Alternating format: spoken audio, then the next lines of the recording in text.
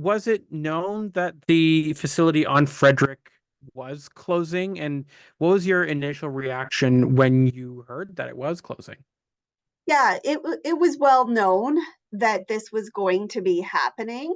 There was lots of communication about this coming up, and for us, we definitely started talking about what implications this may have on women's crisis services. Our mandates are slightly different. Women's crisis services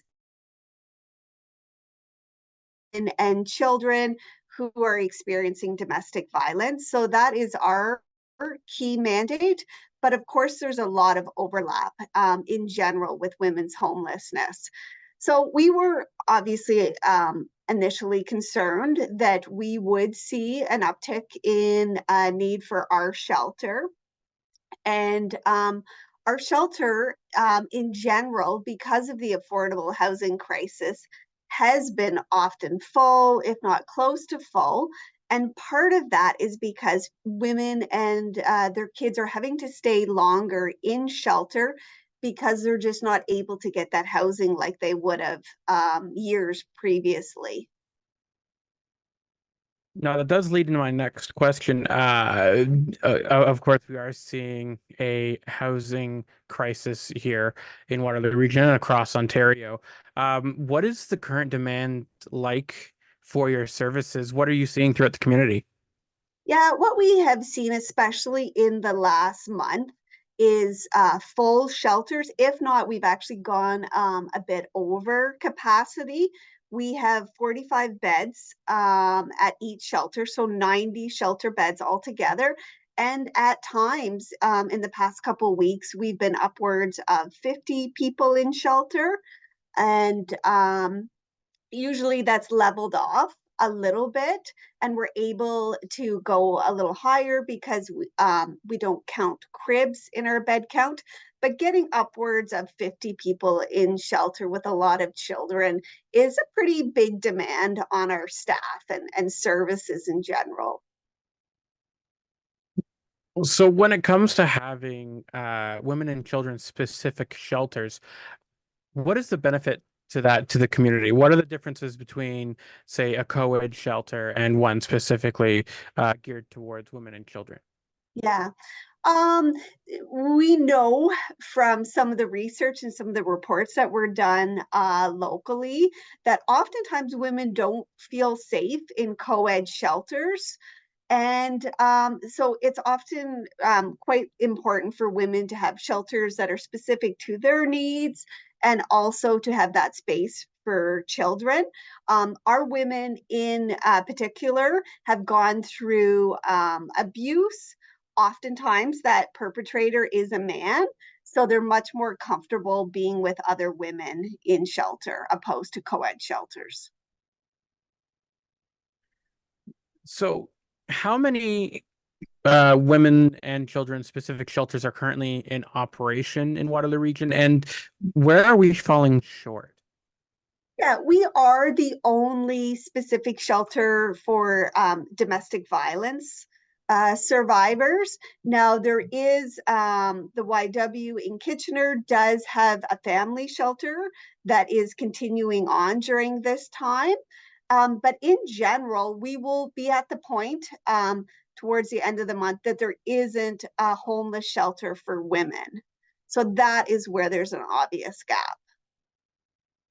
So, I mean, regional council is making a lot of these decisions, in the next coming months and whatnot, as the Schwaben Club co-ed shelters moving to that facility where YW was. What would you like to see regional council do to better improve the supports for women and children experiencing homelessness?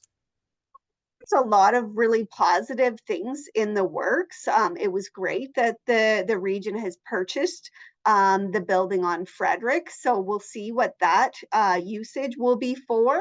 And we also know that in Cambridge, there's been a lot of efforts around developing a homeless shelter there. So that would also fill a gap. So we have some really great things happening in the works. It's just we need time on our side too. So Uh, what would you like to see? What would you like to see done? So, like, how can either the community or, let's say, city, regional, provincial, or federal governments help increase these shelters in the region?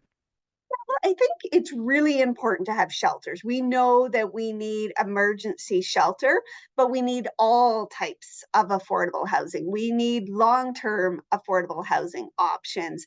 And we also really need transitional housing. That is something that we have recently added in the past year, 2 years, is a transitional house. And that has helped move some of our women and children out of shelter onto that semi-independence where they have a taste of living on their own while still having some staff support.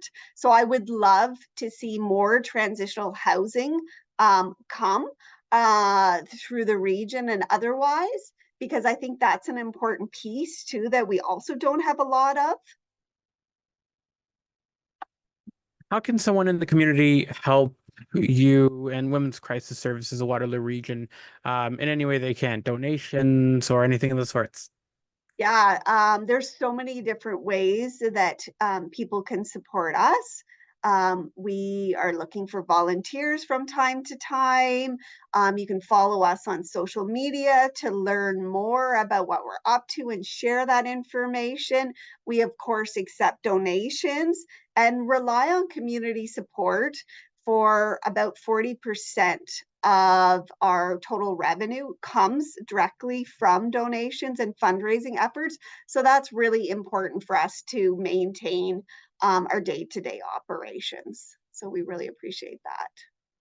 Did you have anything else you'd like to add that we haven't already discussed about either more shelters in the region or anything else? I just would suggest that if people want to learn anything more about what Women's Crisis Services are doing, they can go to our website at www.wcswr.org. And also, if they're interested in learning more about domestic violence in general, they can go to our She Is Your Neighbor website. We really want the community to be informed so that they know how to help in case there's anybody in their life that they might be worried about. Absolutely wonderful. Thank you so much. Okay, well, thank you.